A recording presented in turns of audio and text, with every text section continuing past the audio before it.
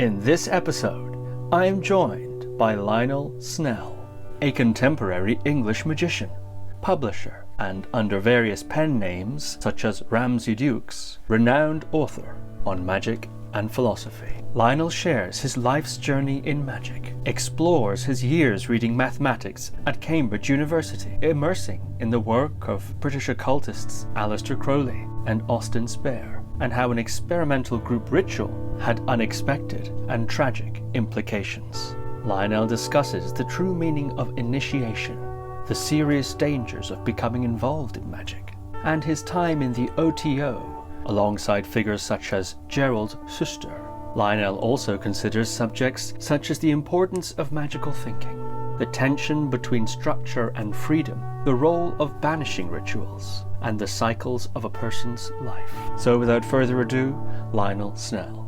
Lionel Snell, welcome to the podcast. I'm so delighted to be talking to you today about your life and work and your various publications. It's really quite a thrill for me, this episode, so thank you very much. Thank you very much. It's my pleasure. So I thought we might first start off biographically. I'm curious if you could say something about the context of your upbringing and your childhood. Yes. I was brought up in the deep country. My father bought a ruined watermill in 1946, and I was born in 1945. And so brought up without another house in sight, no electricity. Very simple. And I was the youngest child. So that as far as I was concerned, I was the smallest, least competent thing around, youngest kid stuff, because there weren't many other younger children than me within reach. We're in deep country. Now, I think any kid is interested in magic to some extent. You love these stories of going into woods and find mysterious places, but the 50s, when I was brought up, was a very skeptical era. So that there was nothing like the stuff that's around now. For example, there was a newspaper magazine called Prediction, which really was an astrology magazine, but it would have the odd article about runes and things like that. And so that was about the only contact I had. We had a friend of the family who used to come for the summer and live in the outhouse. And he was quite into alternative ideas. And he got me trying out being psychic, seeing if we could win the football pools by dowsing and things like that. So it sort of kept my interest going. And then he had a friend who came to visit called Ted Bryant, who I didn't realize until many years later was actually a Crowley disciple.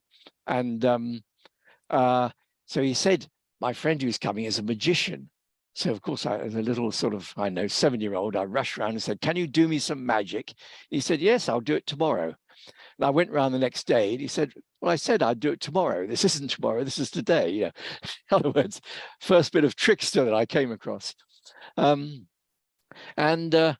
wasn't really till I went to the boarding school in Clifton that Prediction had a review of the new Watkins edition of the Book of the Sacred Magic of Abramelin the Mage, done in 1956. And it said, this is the real deal sort of thing, in so many words. So I ordered it from the Gloucester City Library, and they got it for me. So I kept it for months, as long as I could, read it up, and by then I was a 11-year-old, I thought, well, when I grow up, I'm going to do this. But of course, growing up isn't that simple, so it got shelved for a long time. But that sort of taught me there is something here. The other thing was that the school science library had a fantastic collection of books on alchemy in particular and magic. All the great names, Agrippa, Paracelsus, all this sort of stuff, and going right back into the past, old leather-bound volumes. Because a previous head of science had been the historian of alchemy who did the Penguin history of alchemy, a guy called Holmyard. So I was able to take home these books by Agrippa in the holidays, and read them. And they struck me as being, well, some were weird, but they struck me as being very sensible, their observations, what happens with earth, air, fire, and water. And so I was interested in this. And I said, why don't people talk about magic very much? They said, well, because it doesn't exist. It's nothing. That was the sort of what the culture told me. And I said, but why are all these books about it? Why are people believe in it? They said, well, if you're brought up in a primitive culture that believes in fairies and spirits, things like that, it's like you're brainwashed. You'll see them where they aren't there. Now, I think it's nascent mathematician in me has a sense of symmetry. So what I said is, well, I'm brought up in a culture which says they don't exist. So if a fairy appeared, I wouldn't see it, would I? And that's a bit unanswerable to them. But that really was very basic to my thinking, that if our beliefs shape what we actually experience, then let's stretch our beliefs a bit. So that was very fundamental. When I got to Cambridge, there was a really good collection of Crowley stuff in Cambridge, because of course he went there. And I'd been a bit wary of Crowley because the only books I'd found on magic were people like W.E. Butler and Diane Fortune, who sort of say, be careful of Crowley, not a good influence. But when I read his actual material, I was very impressed by it. Magic in Theory and Practice, books like that. And one of the things he said, which is very fundamental to my way of looking at magic, is he said, you have a will to make something happen. You do certain things and you get results. And he says that is magic. But what you can't deduce from that is therefore something about the nature of reality, which is absolute. So if you've invoked a spirit and done things, it doesn't prove in a scientific way that spirits exist. Just you found a way of working that works. And that is very fundamental to how I see magic. And it feeds into my idea of, different ways of looking at the world, and you get different results. So that was Cambridge. Also in the library was a magazine I came across called New Dimensions. And I discovered that it was now being published not far from me, near Cheltenham. I went along there, and it was a good sort of occult, secondhand occult shop they had there. And they put me in touch with various people like William Gray, and to a lesser extent, Gareth Knight, the people who were writing about magic in those days, and also Gerald York, who of course was well known as a Crowley disciple in the past, who had made a magical vow to keep records of all his books. And so I used to go along there, and he'd tell me a lot about Crowley, lend me some books and things like that. Also about Buddhism, because by then he was keeping his magical vow to look after the Crowley collection, but he was much more interested in Buddhism by then. He was president of the British Buddhist Society or something like that. And amongst the things he lent me was a book by Austin Spare, The Book of Pleasure. Now, I'd heard of Austin Spare from the writings of Francis King, who in one chapter in, I think it was Sexuality, Magic and Perversion or some title like that, he had a chapter on Austin Spare, and he described them as a sort of, as it were, the Zen of Western magic. Now, that appealed like anything to me, because I was very into Taoism and that sort of Eastern Chinese and Japanese philosophy. So I had to find out about him. And Gerald lent me these books. And I started collecting everything I could buy of Austin Spare. And in those days, you could go into a large secondhand bookshop and say, have you got anything by Austin Spare? And they would find something. So I got a great collection. And what struck me was that whereas Crowley had such a wide range of ideas, he had his Buddhist phase, he had his Enochian phase, the magic phase, all these different phases. And he was a great integrator. But Austin Spare had basically a sort of single idea, magical theory about the relationship with the unconscious and unconscious resistance, stopping things happening. And So it was a contrast between the two, but I found him very interesting. And I wrote an article called Spare Parts, which was really an introduction to the Book of Pleasure. And someone had started a magazine in Bath nearby called Agape. And I got to know them, and they said, let's do a sort of an Austin Spare edition. We'll publish a facsimile of the Anathema of Zos, which is one of his books, and my article, Spare Parts. And so I think through that, I got known by the people who were going to become the Chaos Magic current.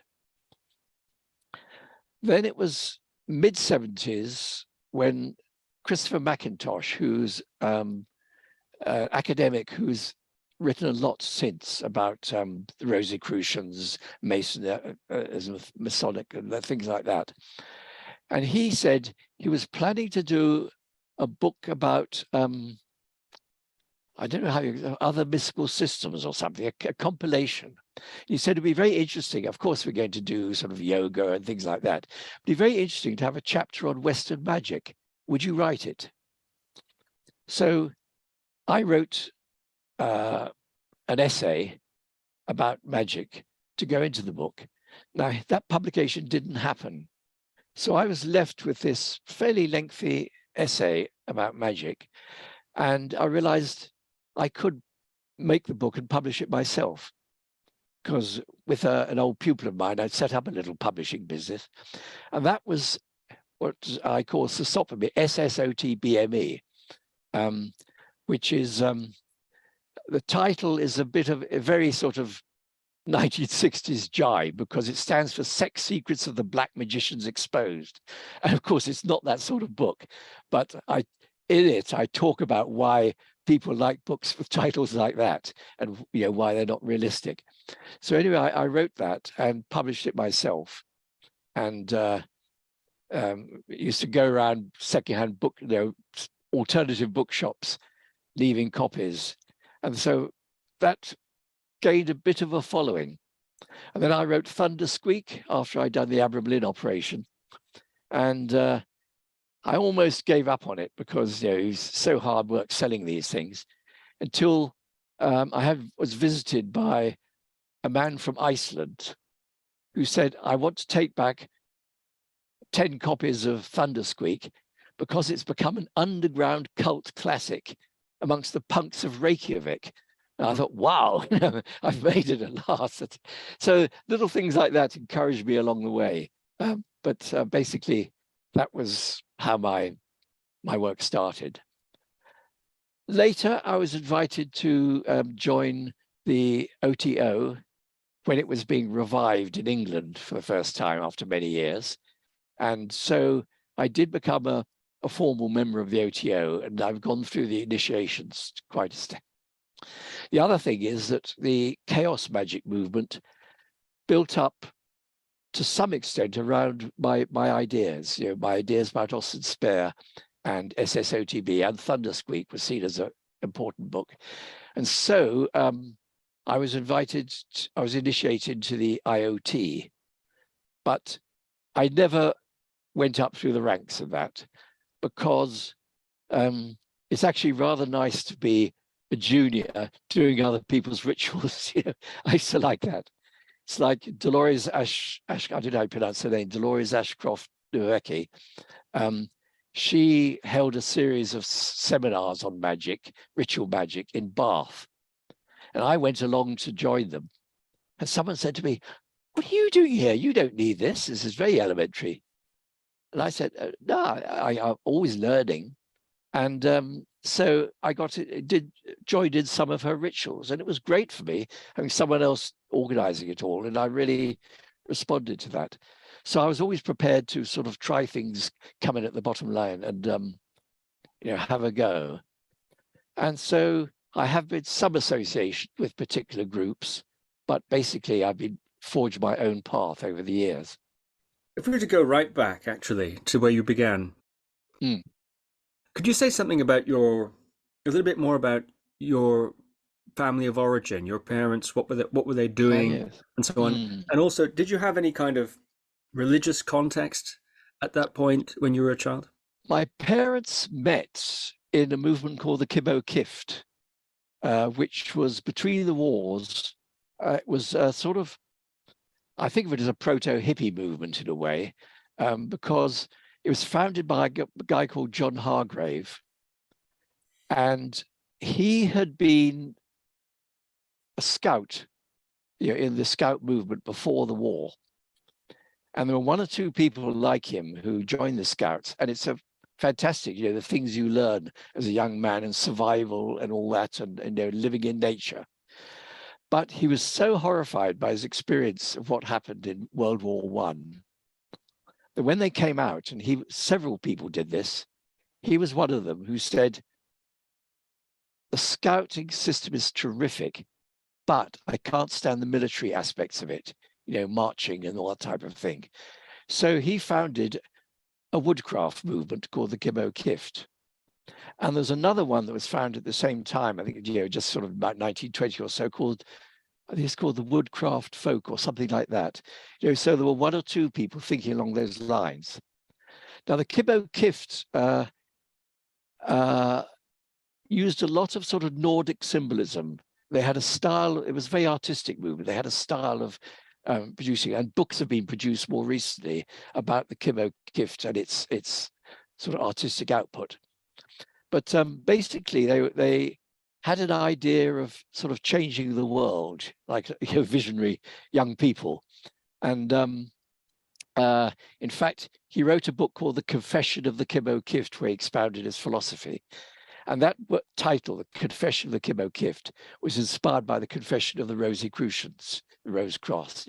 And it was the idea that history could be changed by certain people who were trained and very intelligent, and particularly they were in contact with nature, so that they were grounded, really grounded people. They could become like the power behind the throne and could direct humanity's development to something better. And so that's where my parents met. And so there was a sort of element of idealism. And what happened to the Kibbo Kift is it became political towards the Second World War. You had the red shirts with the communists, the black shirts with the fascists, and they became the green shirts. And so there was sort of, battles on the streets of these three. But they didn't survive the war. The movement packed up in quite an interesting way, because at the end of the Confession of the Kibbo Kift, there's a wonderful piece about the time to go down back into the earth. Very much a sort of, knowing when to step back, to step down, to go underground, rather like a seed to grow again in the future. And I think that really is what he did, because when I was born and grown up, I didn't know he was still alive until there was an article in New Scientist about he had designed the navigation system that was used in Concorde during the wartime. And he was suing the government that he ought to be paid for using his invention. And, naturally, it didn't work, because, as the people pointed out, if he'd given in and won, there'd be a hell of a lot of people from the Second World War wanting to sue the government. So, but I heard he's alive, and I got to know, I got to visit him, and then went to his funeral and met the Kibbo Kift people. And in fact, there is a museum in London, I think, which got quite a lot of their material now. So my parents, they weren't particularly religious. I wasn't baptized, which is fairly unusual. But they did have this sort of sense of, and the world could be a better place. And I think that that probably fed into my interest in other ideas and the occult. And I'm also curious about your educational background. You said Cliff, and then Cambridge, where I believe you read mathematics. Yes. And at Clifton, I did maths and higher maths as a sort of my A levels. Yeah. Yeah, it's actually, it's something that made quite an impression on me, because people somehow assume that maths will be very scientific and very skeptical. But the way I've come to see it is that religion and science are very good at telling you what you can't do. Religion from a moral point of view, thou shalt not. Science from saying you can't do that, that's impossible, or it doesn't exist. But I remember when our maths teacher, well, we had two, but the main maths teacher came in one morning and wrote up on the board, let I, little I, be such that I squared equals -1. And we absolutely revolted against it. We said, you can't have that. There isn't a square root of -1. It's fundamental to the maths we've been doing. If you do a calculation, you end up with something squared equals a minus number. You've got it wrong because there is no such thing. And we argued with him for about half an hour of a 3/4 hour lesson until he said, well, look, whether it exists or not, let's see what happens if we just assume I squared. There's this thing called I, which when you square it, you get -1. And we'll do algebra with it. So, A plus IB, and you multiply it, you square it, and you do things with it. And it worked. Now, it worked, but was it absolute nonsense? Well, what you find out is not only does it work in itself, it's a working system, but actually fundamental physics like electricity and atomic physics depend on using these negative, I, and see it as another dimension or something. So to me, that was very similar to magical thinking. There's something you're told is impossible, and you say, yeah, but what if it works? Well, let's try it.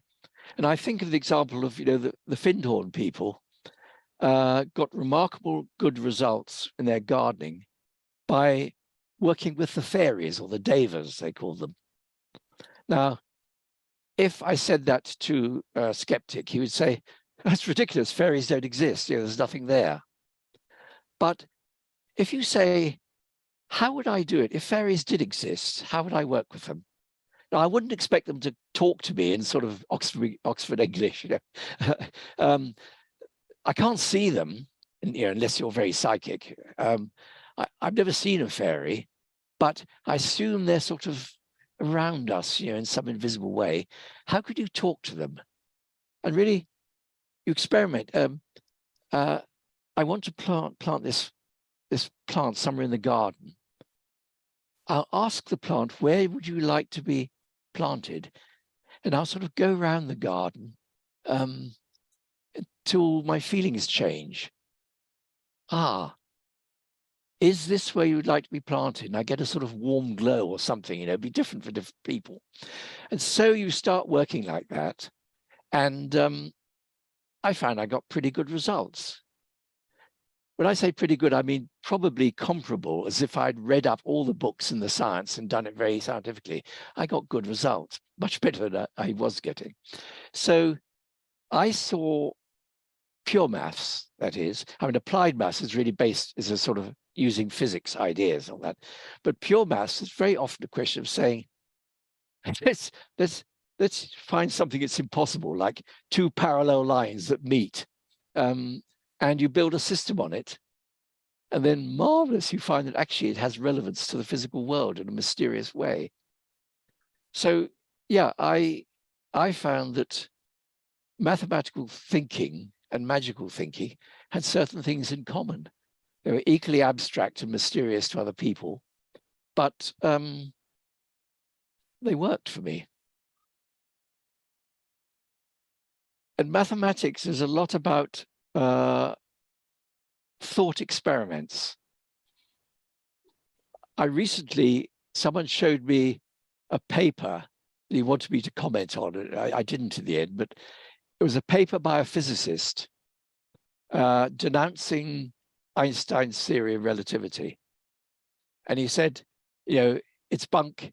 Newton mechanics explains things just as well as he does. And the problem with Einstein is he wasn't a physicist. He was only a mathematician. And I love that, only a mathematician. So all his ideas are basically thought experiments, and they have no relation to the real world. And I thought, well, I could really identify with that. It's and I know that there have been several anecdotes about how the pure mathematicians can be seen as a bit weird in academia. There was one person who visited a high table in Cambridge. He wrote this up, and he said he couldn't communicate with a certain group of people, and he asked the provost or whatever, and he said, "Oh, they're the mathematicians. We don't speak to them." And there's something of that, I did maths at Cambridge, pure maths, and I stayed on because I didn't know what I wanted to do a diploma of education. And one of the things I did was you write a dissertation. Now, you see, I'd never done the normal academic things of writing pieces and essays and things like that. So I wrote a dissertation on initiation and education. I thought, this is interesting, initiation rituals, things like that. How does it relate to education as we know it?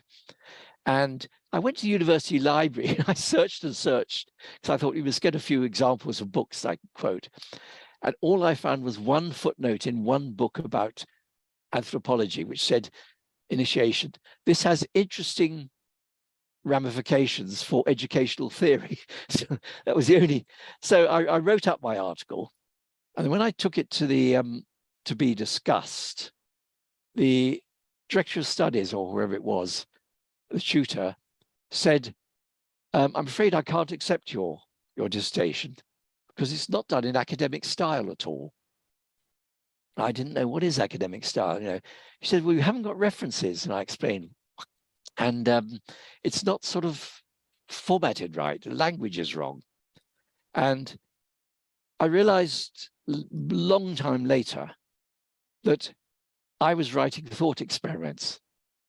And you see, if I write a mathematical equation and you get down to 3x equals 6, next line, x equals 2. Now, to be respectively academic, they would want 3x equals 6 as Bertrand Russell says on page so-and-so, so-and-so, so-and-so. This means that x equals 2. But, or else using this sort of Pinker formula to say 1,000 people in a test done by the MIT were asked if 3x equals so, and 999 of them agreed. So that justifies it. But as far as I'm concerned, if 3x equals 6, if 3 of these boxes weigh 6 kilograms, then one of them would weigh 2. I mean, either you're with me or you're not. And so I realized that there's definitely is a sort of gulf between how one might express something mathematically and how it should be written up to be academically respectable. And so I think that's part of the reason why my books never found a publisher in the ordinary sense of the word, because, book on magic. Okay, if it really was a sex seekers black magician exposed, okay, that's one audience. But if it's a serious book, they'll say, yeah, but where are the references? Who are you quoting? Where's the bibliography and all that? And I've tended not to do that. My approach is say, what if things were like this? What if there is another dimension, or what if fairies might exist? How might we test it, or how might we work with it? So, yeah, that's part of the thing of being a mathematician, how it helped me to explore the world of magic. I am curious what your thoughts were about initiation and its implications in terms of education. Do you recall much of what you were thinking in those days about that? I was interested in the sort of formal thing of growing up. And I know in the Steiner anthroposophists, they have a theory of the first 7 years, the next 7 years, the next 7 years. And I think they put it in terms of, the astral, the etheric, and your sort of the different bodies which you're training. I think I did refer to that idea. But generally, I was interested in the thing of when you become an adult, become a man or become a woman, and what you go through that transition. And one of the things which actually has been useful to me later in life, when I was sort of got more involved with initiation proper, I realized that for some people, and this is rather sort of the bragging occultists, they say, I'm a 6th degree something or other, as though that was a great mark of honor. You're only 5, I'm 6th degree. And I said that, and this came from that. Initiation means beginning. It's a launching thing, an initiation. So when you come to be initiated into the 6th degree, it doesn't mean you've achieved something. It means you've started something. You've been given the tools or mental maps to learn about the 6th level. And so to go around saying, oh, now I'm at 6 degrees is a load of rubbish. You go back and say, I mastered the 5th degree, that's why I'm now at 6th degree. But people tend to sort of, brag that they've reached a certain level. And it was interesting because in South Africa, of course, there's a strong tradition of initiation into adulthood. And we're godparents to one family, or godparents to 2 kids. And they went through their initiation. And I was talking to the father, and I told him this, that we too have initiations in England, much, much rarer, but it does happen. And that as far as I was concerned, initiation is not an achievement, it's being a door opened to another level. And he said, that's absolutely right. So that's how they see it, So I think it's actually, that is the more general view of what it means, initiation. It's a series of steps where you are led to the portal of the next level.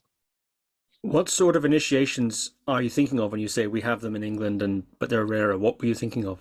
I was thinking of, things like Masonic, OTO.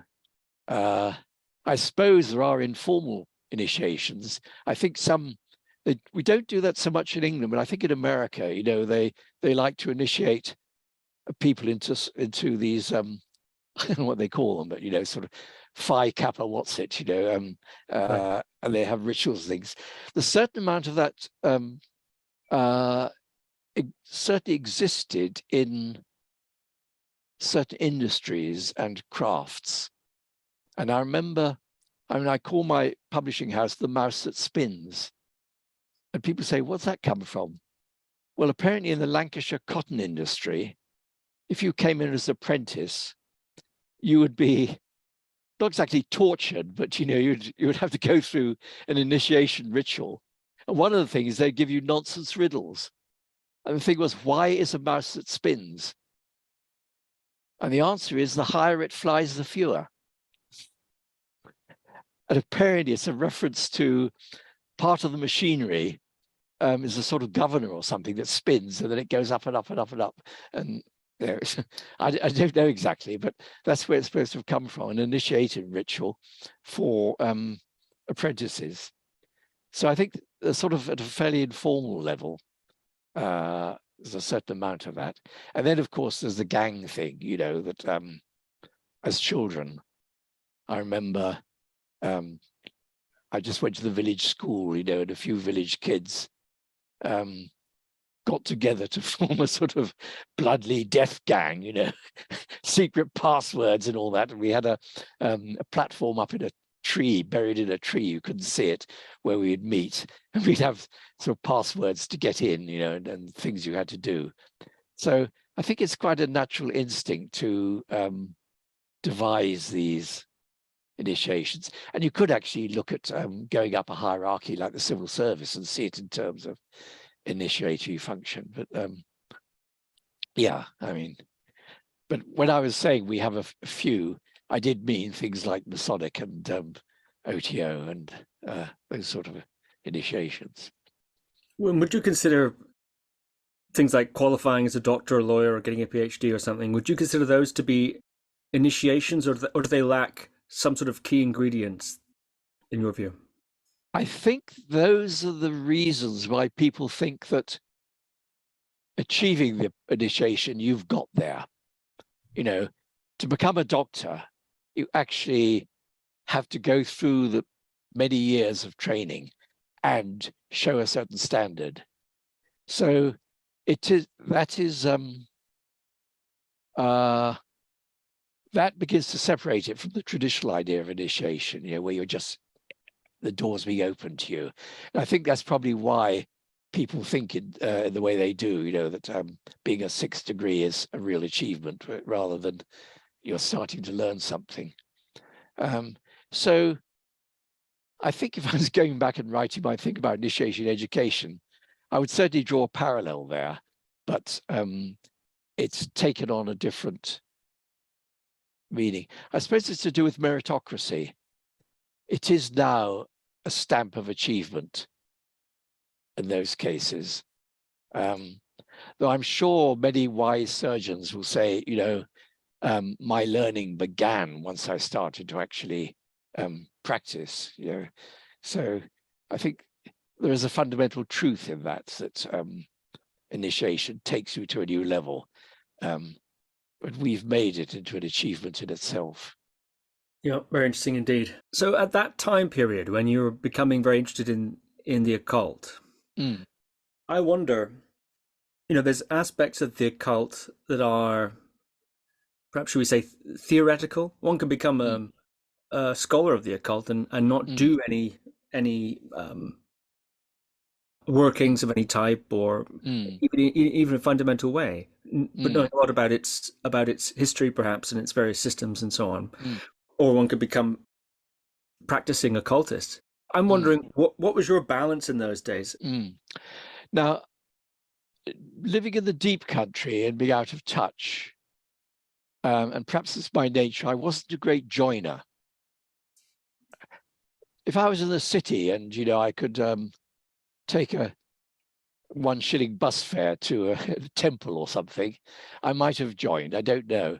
But in the country, I was introduced to, you know, the Gareth Knight people, and they did have a temple which I could have driven to once I'd learned to drive. But it was all seemed rather distant. And it wasn't really till later in life when I was able to drive to OTO meetings and things like that I joined up. So I was on my own. Now, I did a bit of sort of folk magic. But yeah, it wasn't really till later in life that I actually joined movements, or I think it almost started in the time of early chaos magic. There was a group in London, we called ourselves the Free Spirit. And we were experimenting. We had formal rituals, you know, with an opening ceremony, which is a very beautiful one, written by a classicist who wrote the words of it and everything. And what we typically do was have the formal opening, and then we'd have a format which, on the whole, each person, because we lived in different places and all that, and we just come together, each person would make a contribution. So, for instance, one was, we're going to do a ritual about the underworld. And so we had the formal opening, that each person brought something of their own into it. I know it might be an incense maker who say, I've made this underworld incense, which we're going to burn and breathe it in. Another person may say, I've written this sort of hymn to the underworld, which I'm going to read out. And I wrote a little sort of play, I mean, called a ritual rather than a play, of myself and Hades and the interaction between them. And we read our scripts, we acted out between us.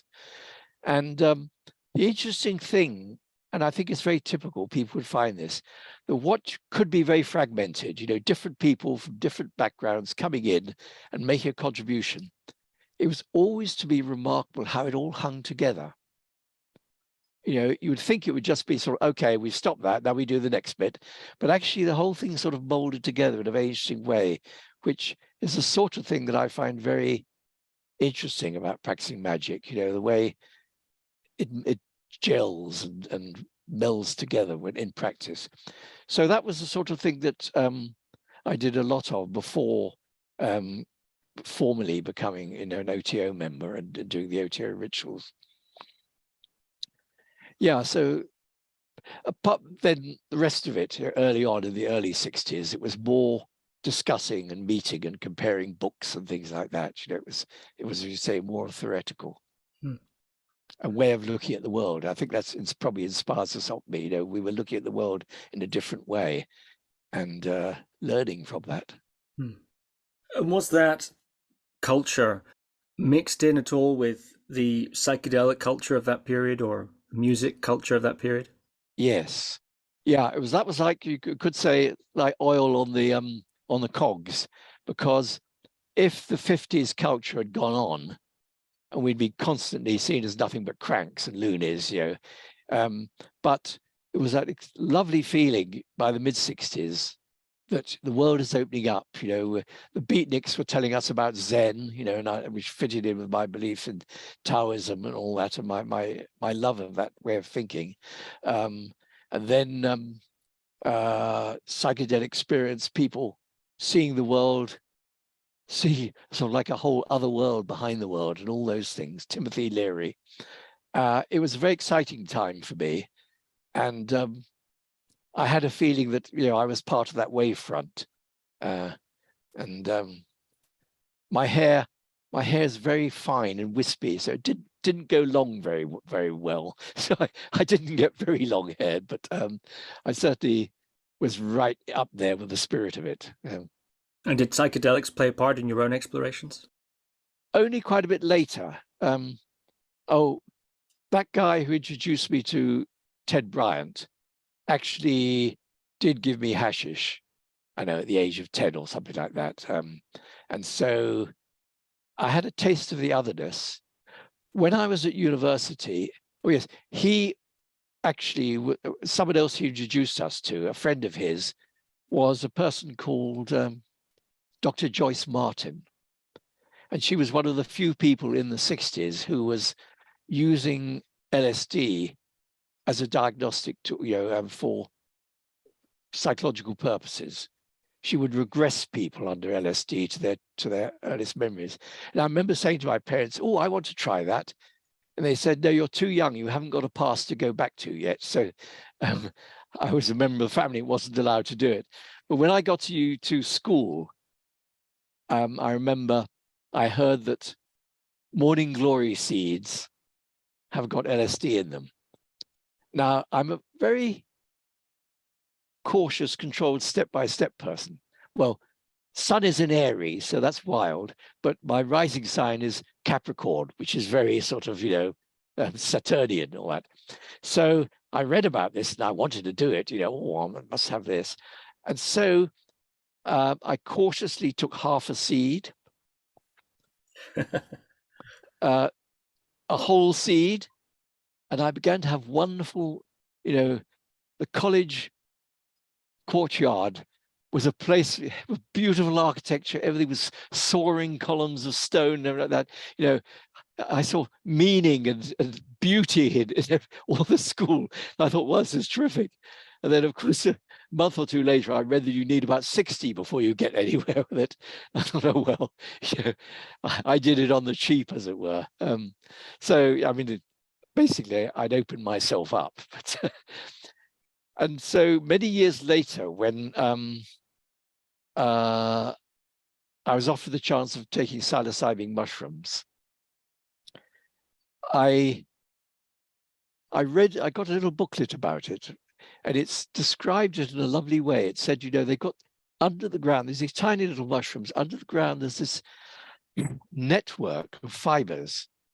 And they said it's so like the network in the brain of this, and so it's as if so it isn't just one single mushroom with a root. It's this huge area of network. And he said, it's like there's a brain under the ground that's trying to communicate with us. And it's giving us these mushrooms to communicate. So well, first of all, the person who was giving to me said, what would you like to do? Like to go to a party, go out for a drive? And I said, no, I want to be in my own house, basically meditating and feeling the change. And this is a thing which is quite fundamental to me. I didn't want a trip that would blow my mind and take me somewhere else, and I wouldn't know how I got there. I wanted to, as it were, walk there, go across the bridge, find this other world, and then walk back. And I draw the comparison, you can get in an aeroplane and fly to Bali, have an amazing experience. You fly back, you think it's all like a dream, so far away. Did that really happen? And I think a lot of magical writing does something rather like that. You open the book and it takes you to another world, suddenly there you are in a world of fairies and devas and many planes of existence and all that type of thing. It's another world. You shut the book and you're back in your humdrum life. And I always try to instead leave a door open. You may think life is just like this, but look, open the door. There's something out there beyond, and to encourage people to explore beyond the ordinary and find in very simple things signs that there's something else there, and to sort of lead you on the way. And I say, you can get to the faraway places that way, but at least you can relate them to the existence you have. And so it was like that. When I took the psilocybin, I just meditated and said, what is happening to me? And the first thing I noticed was indigestion. And I remembered as a child, I used to have indigestion, and I would have visions, in my indigestion. And that was actually what beginning to happen. Things began to look weird and interesting.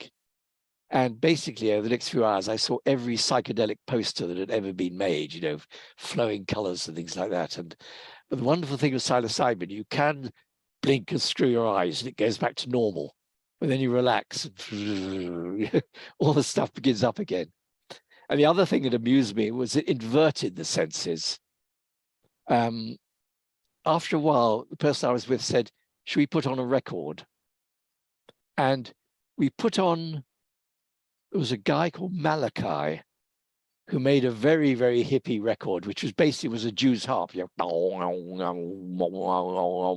a humming sound. That was all there was to it, And I played it, and wow, it was so powerful. It blew my mind, incredible. And then he put on, after that, the Paul Butterfield Blues Band, which is a really thundering blues band. And it was so subtle. I hadn't realized what beautiful, delicate music it was. So there was this lovely sort of inversion.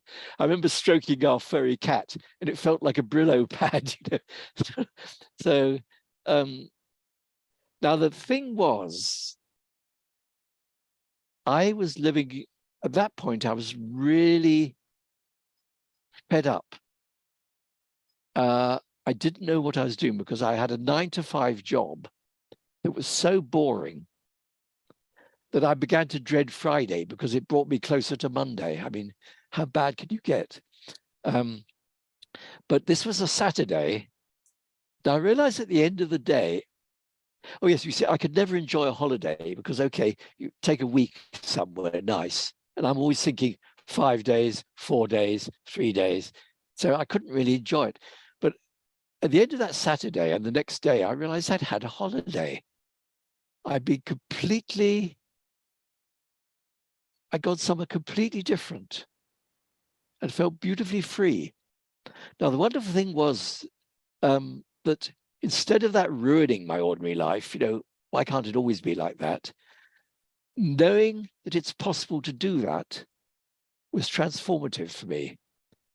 It told me that however boring my life may seem, there is another thing behind it, another possibility. It's just that I'm not seeing it in everyday life. And so that one day's experience was actually very valuable for me. You could say it was life-changing. And so I never really, I had a few things later, but I never really felt compelled to do that as an escape, because it wasn't an escape for me. It was a coming home, if you like, seeing how things really are. And were you meditating during your university years or after that? I'm thinking of your influences, Aleister Crowley and Austin Spare, and they're associated not only with ideas about reality and how things work, but also with practices. Yes. Very practical. Yes. I wonder, did you take up any of those? Did you begin, or at what point did you begin to cultivate a sort of personal practice? Was it with the OTO beforehand? Let me think. When I was late 60s, I was reading people like W.E. Butler. There were some instructions of meditating in that, sitting still, breathing in a particular way, clearing your mind and everything. And I did practice that. Now, I don't have diaries from as long ago as that. I've kept a diary since about 1970 onwards. So I don't know quite how much I was doing it, but I know I got interested in yoga at the age of 12, I think it was. Patanjali I read, and Teach Yourself Yoga and Paul Brunton, those sort of books, and so I was practicing that. I don't think I was very consistent. Sort of thing, you do it in the holidays. When you get back to school, you can't find time to do it. It was that sort of rather dilettante thing for me. There was something I did instinctively for myself, which looking back, people would say it's a meditation. I was considered a very dreamy kid. People call me tranceite because they said, you're always in a trance. And this annoyed me. I'm not in a trance. And so I deliberately cultivated a very intense awareness of what's around me. I pick something up and I'd be aware of its texture and all that. I'd be aware, try to be aware at the same time of the weather, the feelings, how my body is and all that. And I think it's what people now call mindfulness, is what I was practicing. And so I did that so consistently that actually my mind became very silent. I was so much aware of what's around, very little thinking was going on. And so when people still say you're very dreamy, I thought, no, I'm not. I'm more here than any of you are. Your hair's buzzing with thoughts, things like that. I'm right here in the moment. And of course, that would be me as a teenager. And then what happens is typical, I think, of a teenager. I fell madly in love with a beautiful Swedish girl, and she was a Beatles fan. And she was constantly singing Beatles pop songs. And her head was just, a fluff of pop songs and this, that, and the other. I fell madly in love with her. And there was my head so quiet that I had to sort of learn how I could fill my head with pop songs and things to try to get to her state of excellence. And I had this whole theory. I called it neo-hip and neo-hep, just to myself. I didn't tell anyone else this. Two different ways: the cool, rational, absolutely there feeling, and the going with the flow feeling. And the funny thing was that actually the going with the flow, head full of noise, worked better in exams. If I had a maths exam, you might think you want to be absolutely there, but actually with so little thinking, Whereas if I threw myself into the exam in a frenzy, oh my God, how much time I got left? Oh, blimey, that's it. I got much better results. So I was exploring, and that was rather paradoxical for me. That was an example of really the purest meditation I was practicing, but I wasn't thinking of it as practicing anything. It was just me trying to find a way of living which worked for me. Later, over the years, I did Tai Chi for quite a few years when I was in Winchester. Again, the conditions sometimes are right. I had just the right place to do it, and there was a teacher, and so I learned the long form Yang, and did that for a long time until I moved to a place where it wasn't easy to do and like that, and I was very busy doing other things. So sort of wave motion of doing things for a while. I'm about to move house now, and I'm looking forward to having more open space for doing things like that. And I think I'll get back into quite a few practices which are not practical now. Such as Tai Chi. Yes, yeah. I think I'll get back to that certainly, which is quite a challenge because I've had hip operations and knee operations. And so that sense of balance is going to be a very good test for me to see if I can get that back. I might fail. I'll try. I wonder if we might talk a bit about the OTO, and that's an interesting time to become involved in it. This sort of reconstruction or revival at that time. Yes. What can you say about that period and about the work that was done and the work that you were involved in there? It was an interesting time because, do you know of Gerald Suster? Actually, he was quite important to me because when I had just written SSOTBME and was trying to find people who might champion it or, like it or whatever, I found a little booklet of an organization in North London, Franklin School, they called it, which had lectures on things like the tarot and things like that.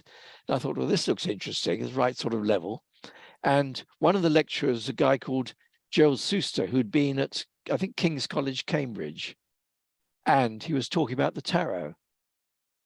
And I thought, now that's interesting. I'll get in contact with him and give him a copy of my book. And so I did that. I went down, met him, and we chatted a bit, and I gave him my book and said, I hope you find this interesting. And he came back, he really liked it. And actually, he gave me this phrase when he wrote about it, the book that put the magic back in magic. Now, that was very important to me because I was afraid I'd written a rather theoretical book. It didn't have how to do spells or anything like that in it. But what I'd done, see, the people the magic that had survived in the very skeptical 50s was the magic which was really a form of extended psychology. Diane Fortune, Gareth Knight, W.E. Butler, you mentally go on these path workings and things like that. It's a psychological exploration used to contribute to your real life. Now, what I was saying in that book, SSOTBME, was that I go along with that, but don't underestimate how much a different way of looking at the world actually means you perceive it differently. In other words, you'll experience it differently. So it doesn't just, I've done the inner planes of this, that, the other, I come back and I'm back in the same old world. If you really get into that, it'll transform your experience of the world. You'll begin to see things which you wouldn't have seen otherwise. Now, so in other words, that distinction between getting results and just having a psychological trip, that's what Gerald meant. I'd put the magic back in magic because I've shown that magic, as many people understood it, a sort of different psychological practice, actually did things, had effects. And that was very important for the nascent chaos magic current, because they came up with what they called results magic. magic to actually make things happen, which was, rather radical at the time. People thought of it as a sort of, extension of yoga or something like that. But oh no, it's results magic. So, so I was very grateful to, well, I've diverged a bit, I'm afraid, but I kept up with him, and we used to have very intellectual meetings in my garden, and invite other people like Stephen Skinner, and we'd talk about, magic and have lectures, organize lectures and things. And then he decided to found an essay club. He always liked the idea of a sort of, he said, collegiate atmosphere, getting people like Dick Goodrick Clark and oh dear, who was the guy who wrote Francis King, and people who'd written quite good academic books, Bob Gilbert on the subject, and people who practice magic, bringing them together and having an essay and a discussion in an upper room of a pub. So he founded this thing, which became called the Society, because we couldn't think of a name for it. So it was just the Society. And one of the meetings we held after a few years was a guy called David Rietti turned up, and he announced, I'm thinking of reviving, the OTO is not in England at present, or in Britain. I'm thinking of reviving it in Britain. Anyone who's interested, here are my contact details. Now, I was interested, naturally, so I gave my contact details. But as I say, I'm not much of a joiner, so I never thought I was going to, I'm glad to support something. I didn't think I wanted to get in something as formal as that. But so he decided to hold a meeting of those who responded, and there were 3 of us in the meeting. I think it was Clive Harper, him, and myself. And you need 3 people to start a chapter or whatever it is. So he would be the, I can't remember the name, the title in charge. Clive Harper would be the secretary. No, I was to be the secretary. I can't remember. Anyway, the 3 people that were needed, the 3 posts, we fitted it. So, oh Lord, here am I. I'm going to have to come up to London because I'm living in Winchester. I have to come up to London and have regular meetings.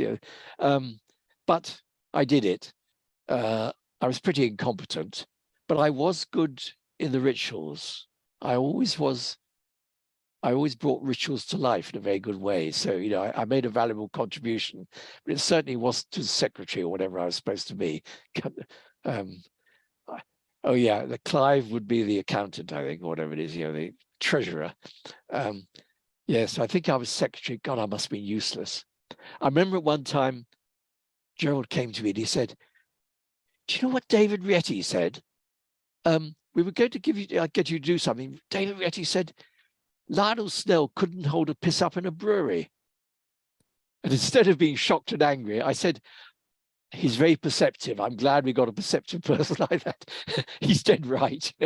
So, it was a sort of a funny way to start. But we got it off the ground, and we held some wonderful initiation rituals in York and in various towns around the country.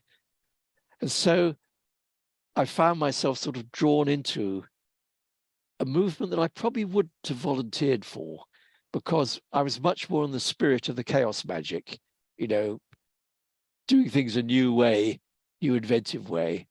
And I found the whole OTO thing very formal for me, dear sir and brother and all this sort of stuff doesn't come naturally to me. But when I held rituals for the IoT in Austria, they used to do things on a grand scale. They'd hire a complete castle for a fortnight and do marvelous things. Some of the rituals I did, I incorporated some of the formal elements and rituals of Thelema, like banishing rituals and things, and used them as a sort of matrix for a chaos performance inside that. And many people said that was very powerful. Because after a while, the trouble with chaos magic, anything goes, means that it tends to become sort of everyone going around in a circle, going invoke, invoke, invoke, invoke sort of thing, and chanting. And then what? Oh, we go a bit wild, you know. But given a slightly tight formal structure in which something breaks out, actually that was inspired by, I did hold a ritual at Cambridge. One of the things that really impressed me that I read in Magic and Theory and Practice, at the beginning stages of me getting to know Crowley, one of the things that made a big impression on me was what he says in Magic and Theory and Practice about dramatic rituals. He talks about different types of rituals, but dramatic is a chapter on dramatic rituals. And this is a ritual which is a very formal performance, you know, with different characters, with different robes and clothes and things like that. And everyone does what they're supposed to do. And he says it should build up to a climax. But only one person knows what that climax is, and that's the main performer, or the main priest or whatever. And so it's a surprise to everyone else. They don't know quite this. They're all very powerful, but they're building up to something and they don't know what's supposed to come at the end. And so you have this climax, and then you can have a free form, you know, however people react to that climax. They could go mad or do whatever. Now, I thought that's a very powerful idea. And actually, when I was at Emmanuel College, I decided to hold a ritual. Now, at the time, there was a bit of a Dada revival, the idea of a happening, you know, happening where sort of people would do crazy things and have gas stoves on their heads and things like that, and dress up funny and do daft stuff. And it was an artistic thing, you know, and I went to a happening with Jean-Jacques Lebel in London and so on and so forth. And they decided to hold a happening in Cambridge. And I went along, and it was quite good, but as you would expect in a Cambridge or a university, there were the people performing on stage, and then there were people in the audience saying, "Oh, yeah, I think Max Ernst did that in 1922, didn't he?" In other words, they weren't really getting into the spirit of it. So I thought, oh, I could do better than that. I put an advertisement in the in the university newspaper, something on the lines of, "I'm looking for people who are interested in the occult to explore it." I can't remember how I put it, but anyway, to hold a ritual, to organize a ritual together. And very few people answered. And funnily enough, of course, one of them was a newspaper reporter who was wildly excited, hoping we were going to have a satanic ritual, and offered me a free use of a cottage in the country and all sorts of things, basically, if I gave him sole rights. And I said, no, we're not ready for that. But I organized a ritual along those lines, where we had a very formal, sort of like an initiation at the beginning. And I made it clear that everyone, they had their gowns turned around, and I made black tissue paper masks, so everyone was anonymous. And I explained to them, the reason I'm doing this is that no one need be at all self-conscious about what they're doing. You know, we're all totally anonymous. We just all look the same. And so I wanted to get over that thing of, oh, you know, he's overperforming, or, you know, he's been too clever on that something. So I had an initiation, and then I went to another room where a very formal sort of, it was based on the dying king sort of symbolism. And then we went back.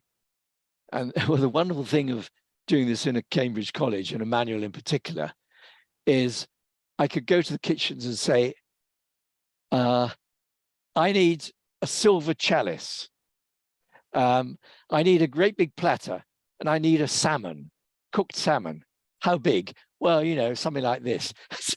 So I got all these sort of ritual implements, things like that. An enormous salmon. I was eating salmon with my friends for the rest of the week, you know, for this little ritual sacrifice meal afterwards. And all this stuff. And I mean, visually, it was absolutely stunning. And the thing that fascinated me, typical college stuff, the term ended and I never saw the other people. And then the next term, I met one of them. And I said, how did that ritual go for you? And he said it was incredibly powerful. And I said, well, I explained this as really just an artistic experiment. It doesn't my nature to put on a great act, and say we're all going to meet at midnight and I'm passing down knowledge from the past or something. I said, look, we're getting together to try this out, a sort of happening which is experimental. And he said, yeah, you were very open with us and you made it quite clear that there's nothing weird, it's all just an artistic experiment. But he said, when we were all anonymous in our black outfits, everyone was thinking the same as me. He seemed to be very open about this, very rational, but what's behind it? So a tremendous tension built up in each person, thinking, what have I let myself in for? What is this? And that huge tension made, like a Crowley thing, a very dramatic ritual. It was a powerful experience for all of them. And at the end of the day, I was in tears when I went back at myself, because I thought it was a terrible flop. Had I tried it, the person who played the Sacrifice King, he was very keen that things should be new and modern. But when we discussed it afterwards, he said, "There's something in this about going back to the roots of ritual and the dying king symbolism." And actually, he later committed suicide, taking an overdose of LSD, turning on the gas taps and writing a commentary on his dying. And that's the sort of thing that gets magic a bad reputation. And, I don't really know. He found it a very positive experience, but what did it make him do? Was I responsible for that?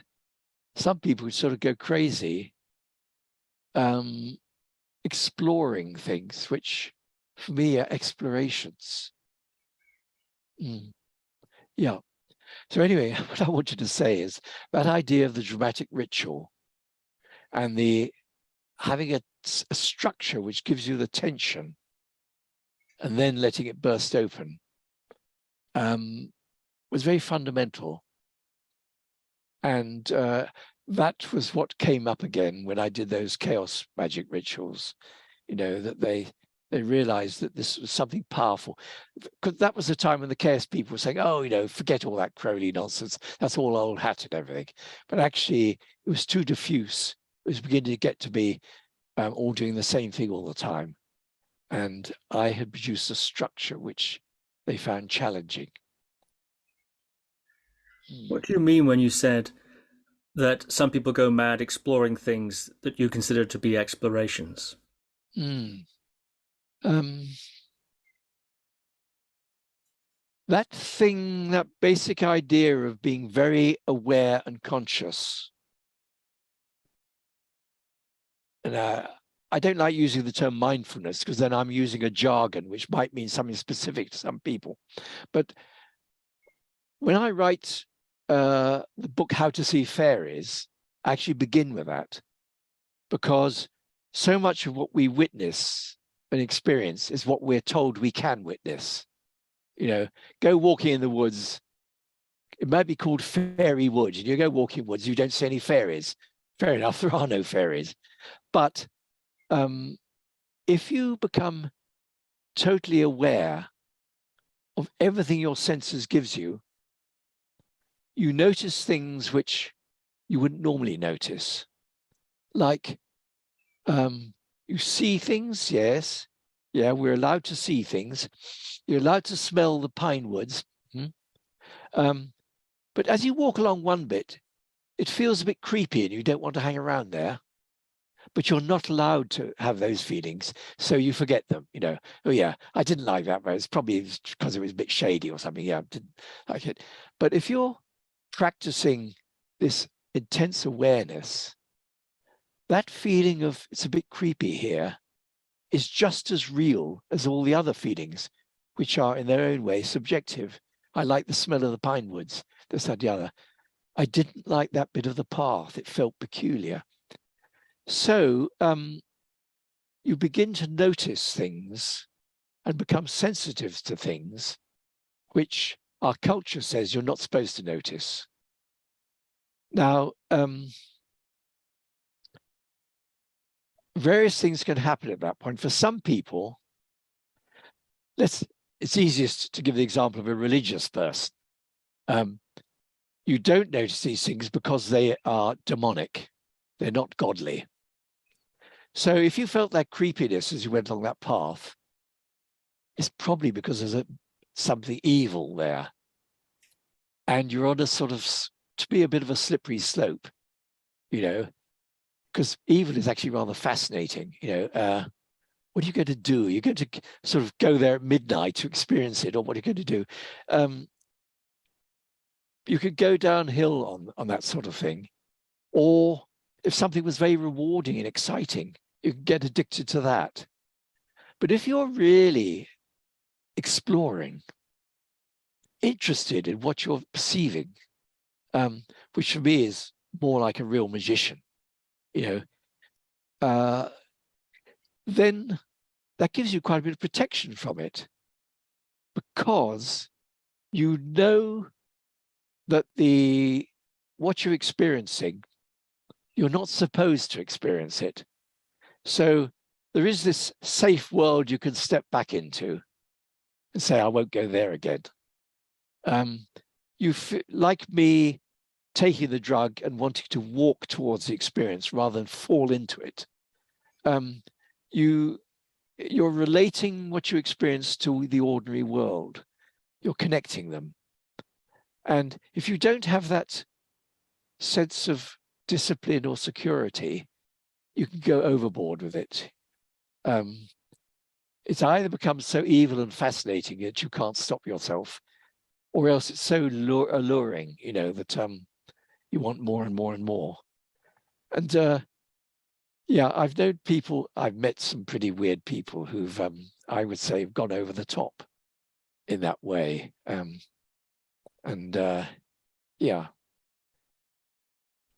So I think there's a protection in that. The other thing is about magic. A lot of people see it in terms of power. You see, as I said, that religion and science tell you what you can't do, or what you must do in the case of religion, and what you can't do in the case of science. But magic is prepared to break those rules. You can have a square root of -1 if you want to. Let's see if it works. Now, for some people, the attraction is to gain power to do the impossible. I want to do something impossible, like the square root of -1. I want the power to do it. Now, that for many people is what gets them into magic. I want the power of making the girl next door fall in love with me, or that I'm going to make money, things like that. But when I speak to people who've been doing magic for many years, like pagans, at a pagan meeting or something, and I say that actually I spend more time celebrating magically, like holding seasonal rituals and things like that, I notice quite a lot of people nod their heads that the other side of magic is the delight in exploring. And you become stronger through exploring. And this is my idea that actually people think of power and strength as the same thing, but in a sense they're complementary. People describe Putin as one of the strong men, because but actually I see was rather weak. He has the power over people, but as with Adolf Hitler and Saddam Hussein and people, when you've got the biggest power, which is just to get rid of someone, you've insulted me, and that person will be killed and disposed of. When you've got that much power, people daren't tell you the truth. And you see the people becoming weaker, and that's what happened to Saddam Hussein. No one dared tell him that his army was useless, and because that would be unpatriotic. How dare you insult a wonderful Iranian, Iraqi army, and that could be the end of your career. Now, I think something similar has happened with Putin. And it certainly happened with Adolf Hitler, that he couldn't face the truth anymore because people didn't dare tell him. And I think that part of the interest of magic for me is going into experiences and getting an understanding of what lies behind it.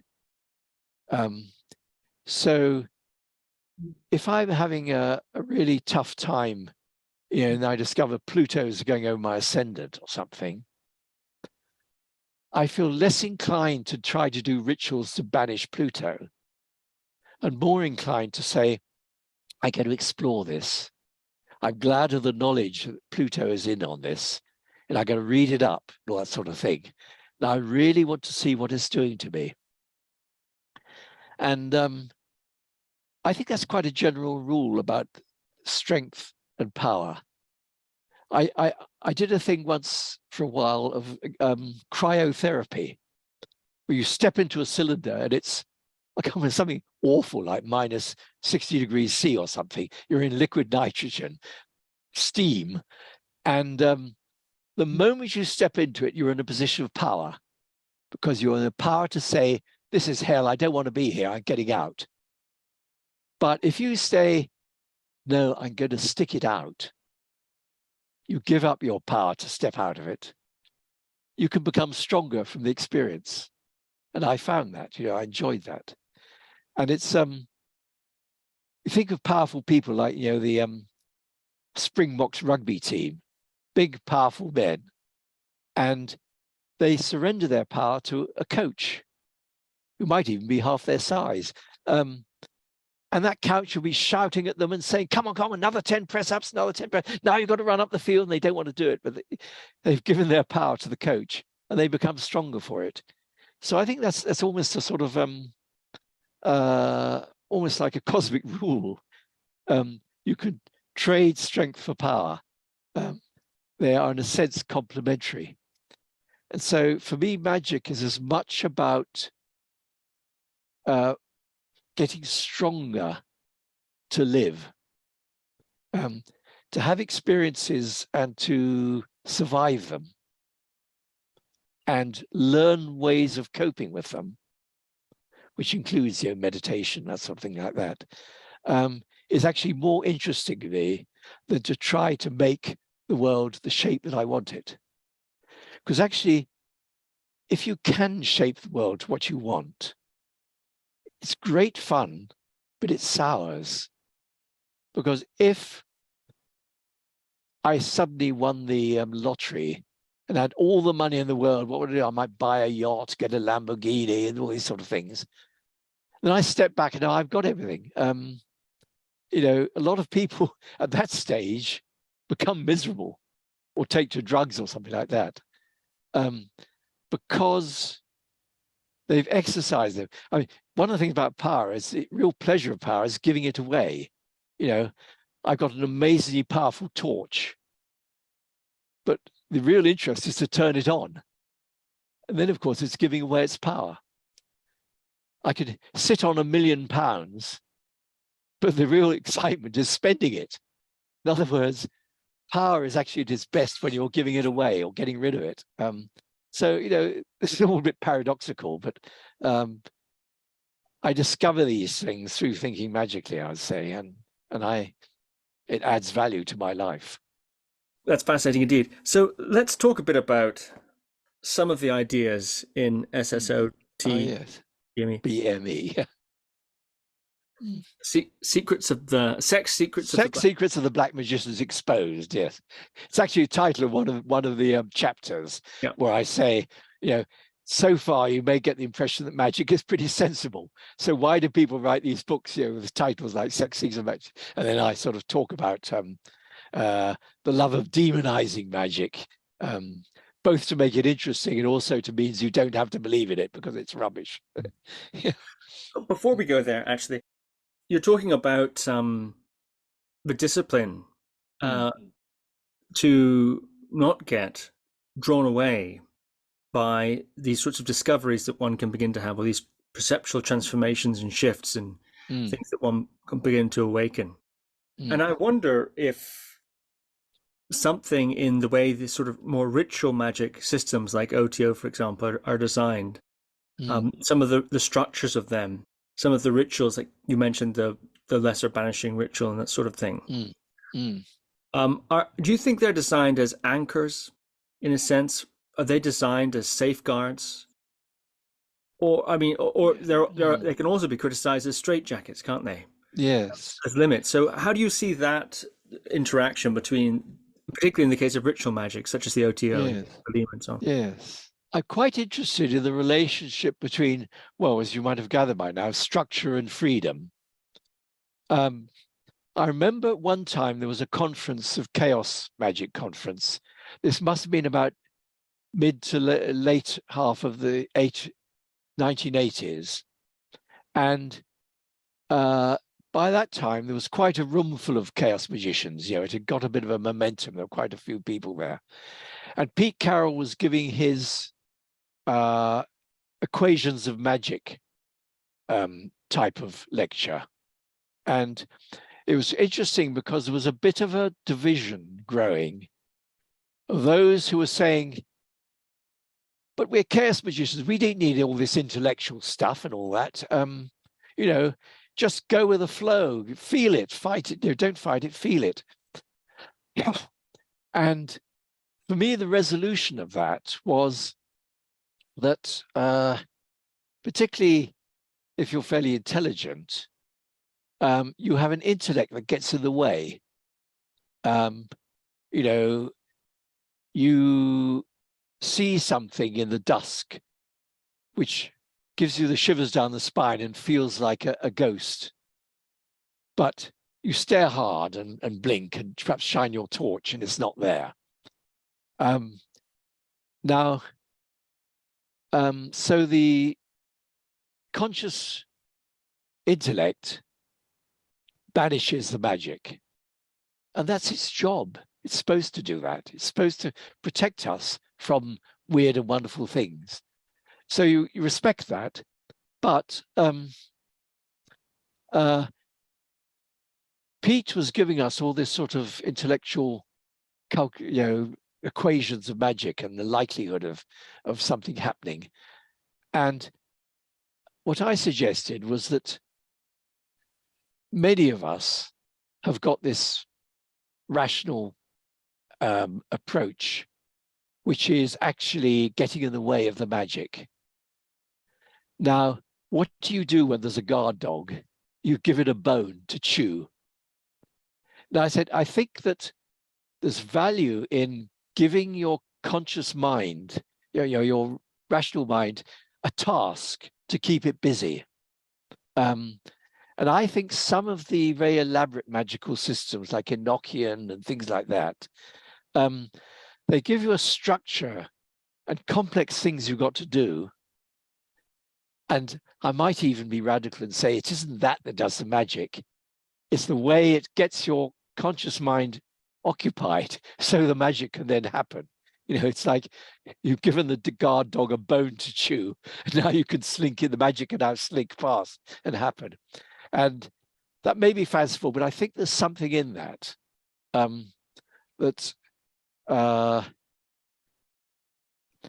banishing ritual is both a way of sort of literally clearing the air. If you do it right, it does feel a bit safer and cleaner. And having done that, it helps you to focus on what you actually want to happen. To invent a simple example, your ritual is all about winning love. And at the time you're thinking about wanting to be rich, that's Jupiter. Well, Jupiter's all very well, and it goes on quite well with Venus, but actually, if you're really focused on Venus, you want to get rid of Jupiter. So you do a banishing ritual. And now you concentrate on the Venus aspect, which is what the ritual's really about. So there is a focusing thing of banishing, even if you don't go the whole hog and think there are these evil spirits trying to get in.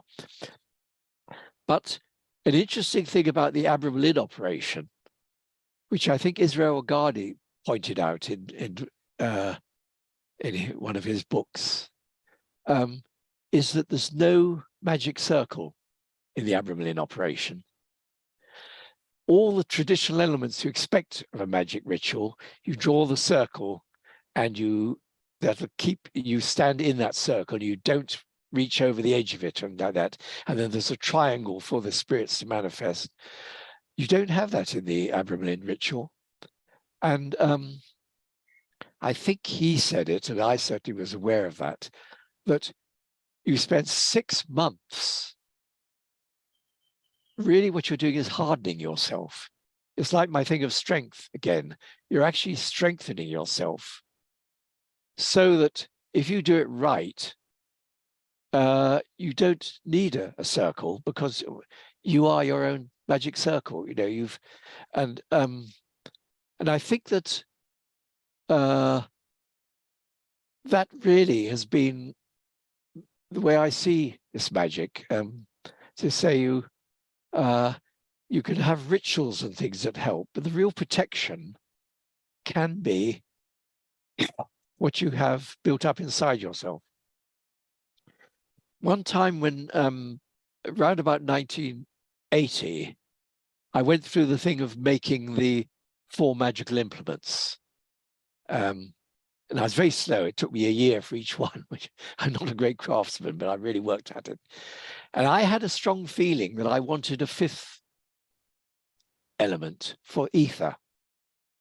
And I ended up with a clear crystal ball representing ether.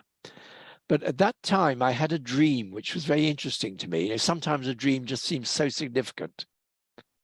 And it was of a person who, in my life, had been a bit of a shadow figure, slightly menacing, all that. And he gave me a little pendant, a gold pendant. Ooh, lovely, on a chain around my neck. And there it is. And I looked at it, and I was disappointed, because actually it wasn't gold. It was rather cheapo, painted with gold paint. And in fact, it was beginning to chip. The bits of it were missing, and I could see that inside it looked like glass. And so I scraped it all off, and I found it was a perfect diamond. And this seemed so significant that I was thinking about it for weeks afterwards. And I realized the diamond is my birthstone as an Aries, and it's the hardest substance just about on Earth. It's incredibly hard and unbreakable. Well, of course you can shatter it, but it's the hardest substance on Earth, and it's most valuable when it's utterly clear. In other words, when it looks totally empty. And what is its value then is because any light that goes through it is broken into beautiful colors. And I thought that was a very symbolic thing for me, because I'd done the Abramelin operation, and if you don't get a dramatic result, you're sort of thrown into a silence. And I think this is the fear that many people have of going inward, is they're going to find nothing there. And they think of that as a disaster, rather than as a discovery of what links you to the universe, that purity of nothingness. And so there was this crystal, which scratch off the gold, you think, oh my God, there's nothing in there, it's just glass. When you scrape it all off, you realize it's a diamond. It's the strongest thing on earth. And it's really what it does to light that passes through. And so I decided this was symbolic, that I had found something indestructible inside myself. And its value was the light that would be cast by it, the light, the colors that other people would see when light shone through it.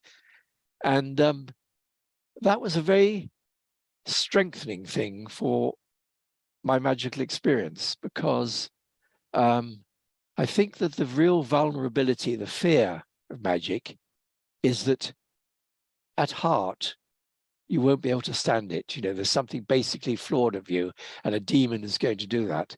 But doing the Abramelin operation and then surviving it and making this discovery that this dream suggested to me was very empowering. Fascinating indeed. That Abramelin operation.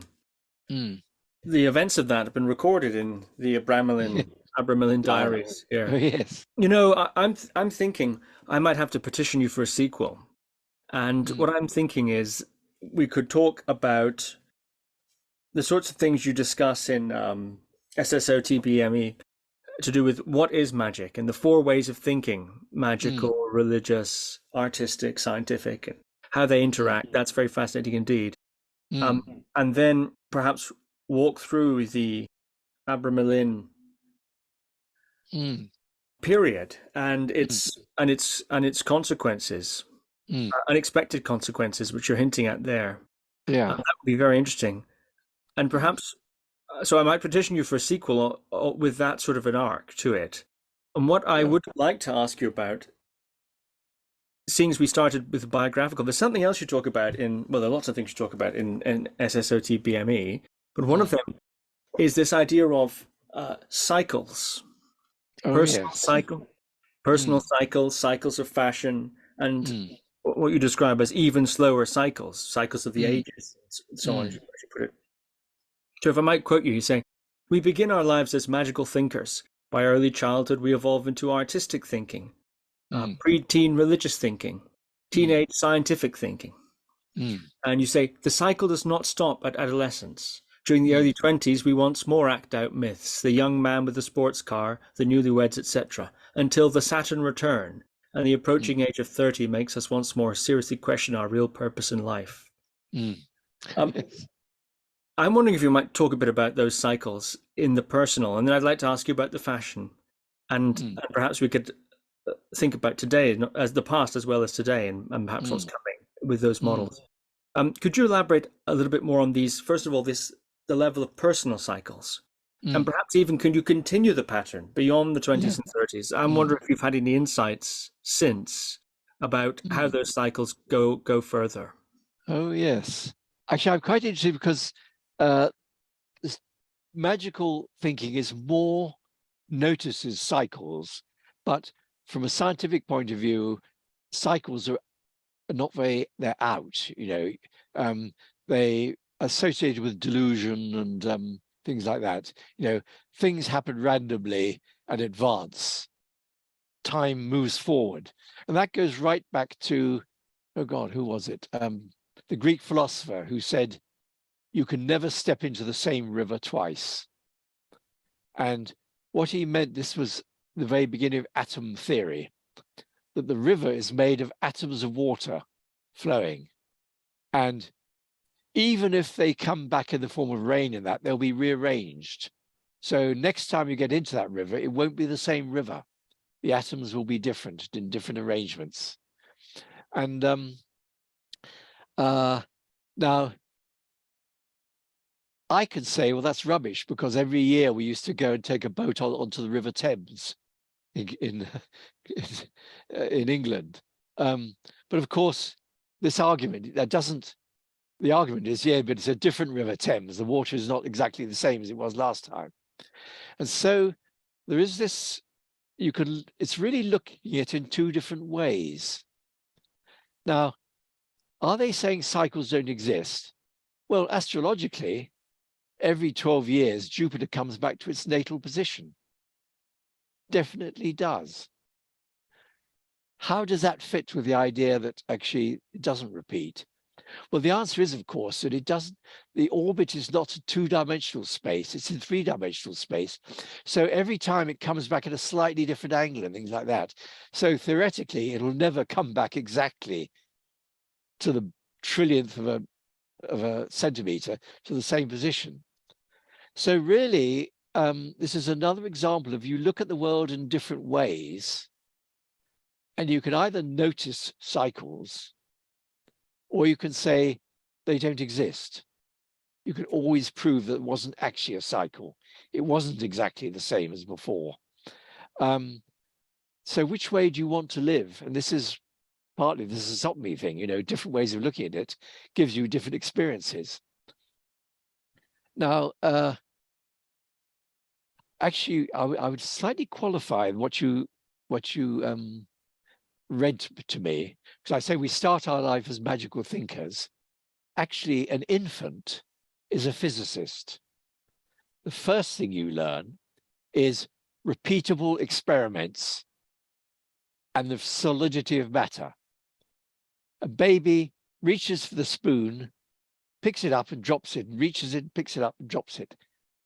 He's learning the material universe. Certain things are solid and you can pick them up, you put them down and they're still there and you can pick them up again. And he's practicing repeatable experiments. And then he pushes it to the edge of the table and it drops to the ground. And that is another repeatable experiment. And it begins to produce, I would hardly call them explanations, but they're sort of scientific results. Why does the spoon drop to the ground? Because when you push it to the edge of the table, everything drops to the ground. It's a sort of proto-explanation because you don't have any language. And then you hit a problem because one of these predictable things is mother. She comes and picks the spoon up and puts it back. But she doesn't do it very well. Sometimes she's a bit slow. Sometimes she doesn't notice and nothing happens. So there's something wrong there. And this is where you move into magical thinking, because the baby might, and again, it's ridiculous I'm putting into words, whereas it'll be just a sort of sensation that what if there's another me inside mother? I can begin to get not an explanation of her behavior now, but an understanding of it. If there's another me inside mother, I know what it's like to be bored and angry.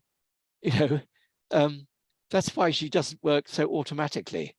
I have to sort of smile at her and be, do things that I would like in order to get it to, and so he's learning. And so the big experiment, one of the steps into magical thinking, is the idea that mind might exist outside your own head. Because that leads to the thing, I wonder if the dog has got a me inside it. That might explain rather better why it wags its tail when I pat it. I know it feels lovely to embrace a beech tree. I wonder what the beech tree feels like. The weather's looking a bit gloomy today. How is it feeling? And what's it going to do next? And it's a whole way of looking at the world.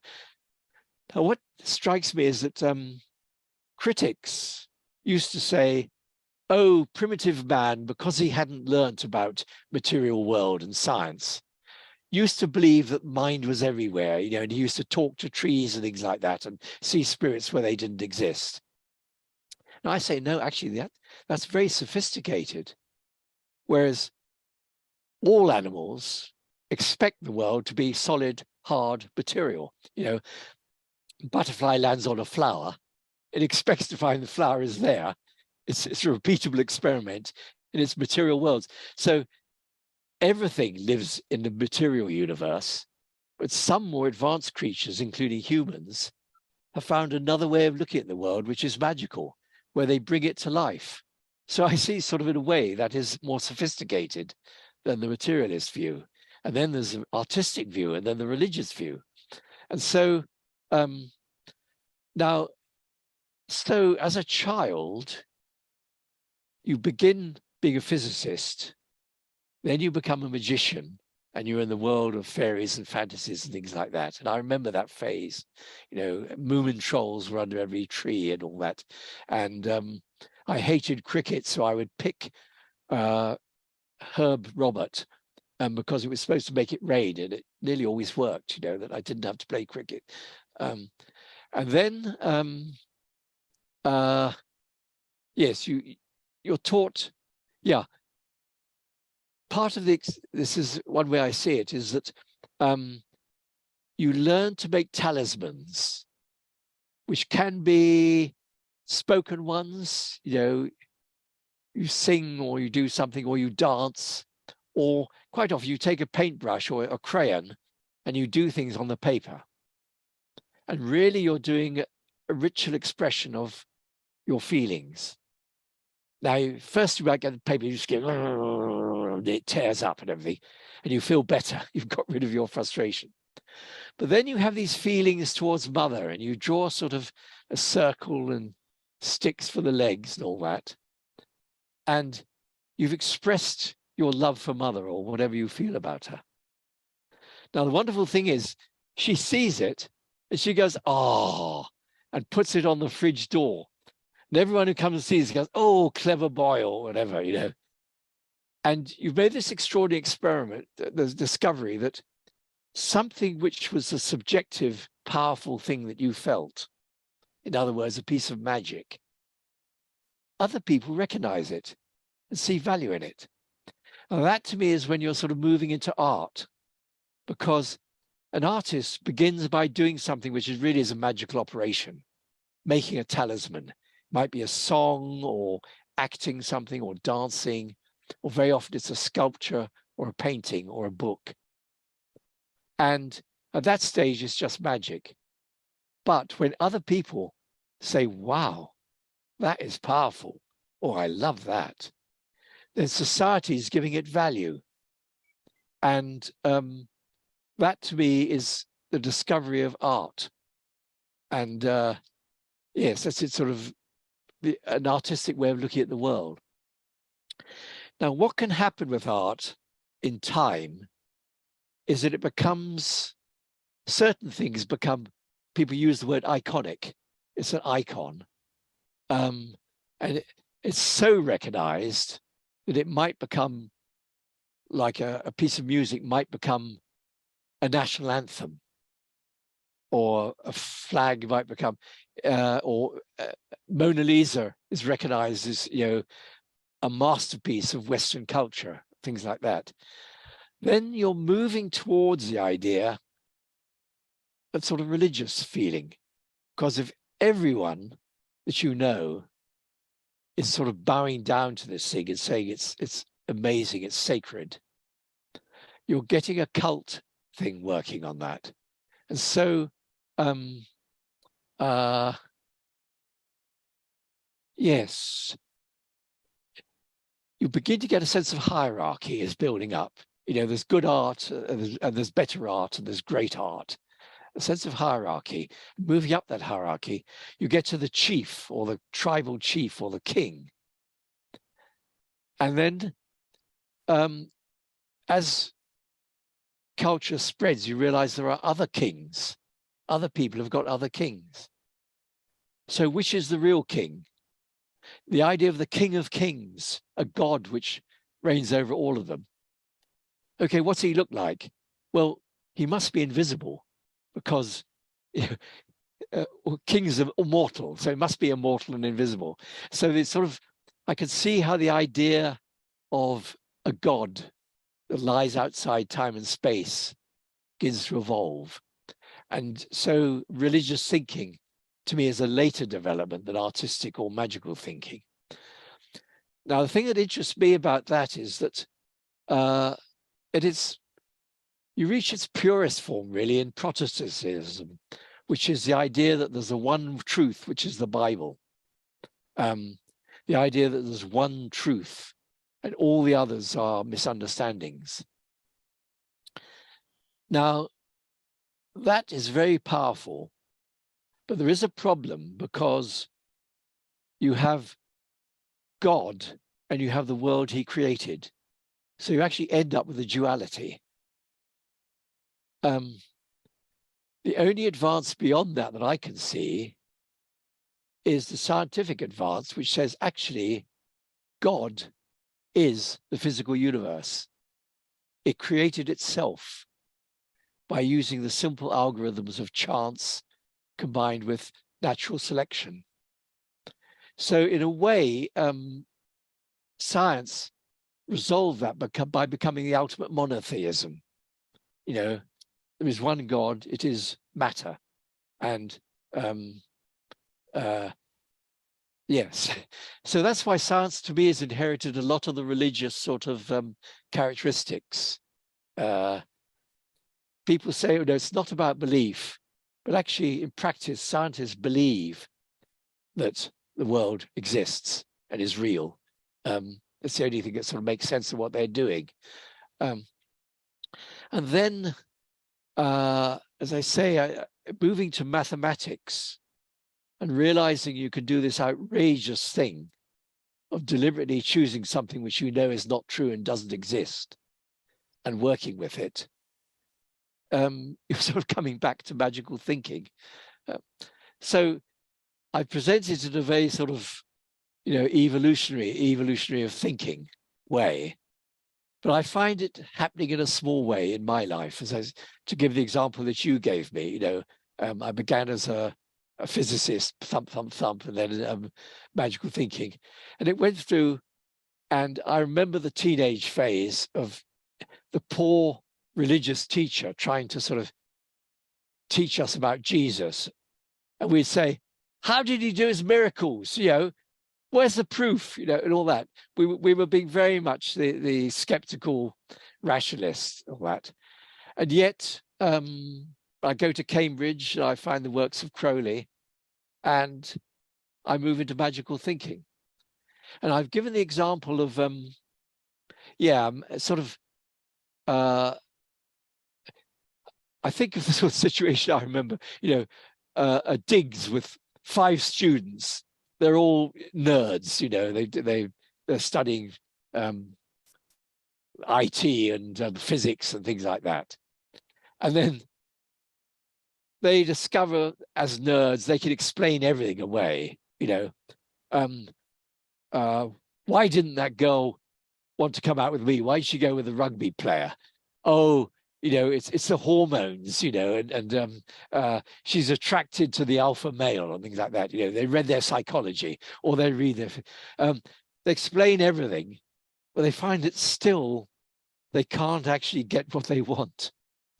So they, without realizing it, they step into magic. They see an advertisement for, I don't know, Coca-Cola, you know, be yourself, have fun, you know, let it all be free. And so they get Coca-Cola and they get the T-shirt and they buy the sort of designer shirt and all that in order to attract the women. They're doing magic. They're finding talismans of success that they can put on. So they're no longer being rational. And they've slipped into that. And society encourages them because they're buying things, they're spending money, you know, it's the way to go. And so, yeah, so you get this, depending on talismans, yeah. And some of them will actually go the whole hog and they'll join a pagan movement. And then they'll find girls that agree with them and they're in the same wavelength. So, you know, that's the sort of the move into of that particular group of Bolshevik teenagers, how they move into actually becoming magicians, and some of them admit it and others don't. And then I think that I can remember where you realize that there's a certain amount of play acting is needed in life. And to me, this was sort of the later 20s, where you did dress up with something which is a designer fashion, because that was a magical talisman to get you popular and successful and light. And then you realize that actually you can express yourself.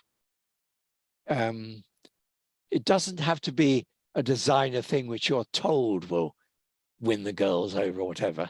You can actually find your own style and be your own person. And that really is, you're an artist, you're acting a drama in your life. And then it's very traditional that as your Saturn return comes up when you're 29 and a half or whatever it is, it's so dependable that you can do cold reading on it. Look at someone, and if he looks as though he's in his late 20s, you can look at his palm and say, I think you've reached a stage where you're beginning to wonder whether you made the right choices in life. And almost everyone will say, yeah, that's interesting. And because that is the stage where you wonder, if you married young, did I do the right thing? If you didn't go to university and you went to work, did I do the right thing? If instead of going to work, you went to university and did higher education, did I do the right thing? It's when it comes up. And so there are these cycles and patterns in life if you know what you're looking for. Of course, you could equally take it apart and say, oh, you say I was doing magic when I was 19, and no, actually, I was running a test to see whether it worked, buying a Armani t-shirt. I tried it before and after. I measured the results. You can always argue against it, that type of thing, or you can look at it from a different angle and see a cycle, a pattern taking place. Now, the other thing that's interesting to me was that, say, the 50s was a very, very materialist, rationalist, skeptical time.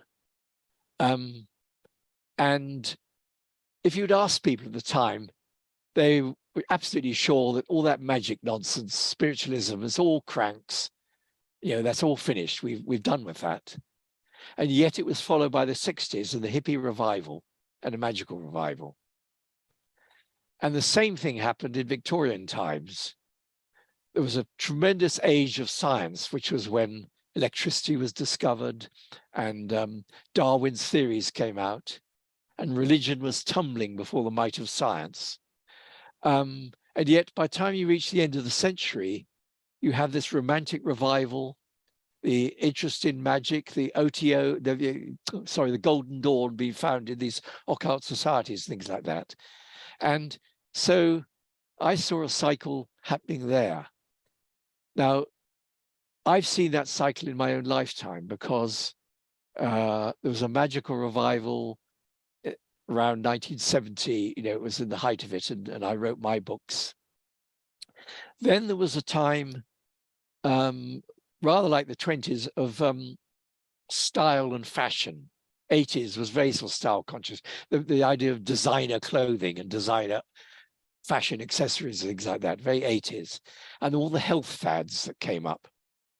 Now, that had happened in Victorian times, and in the 1920s and 30s, same sort of new art forms. And I gave the example there was cinema. It was a whole new art form.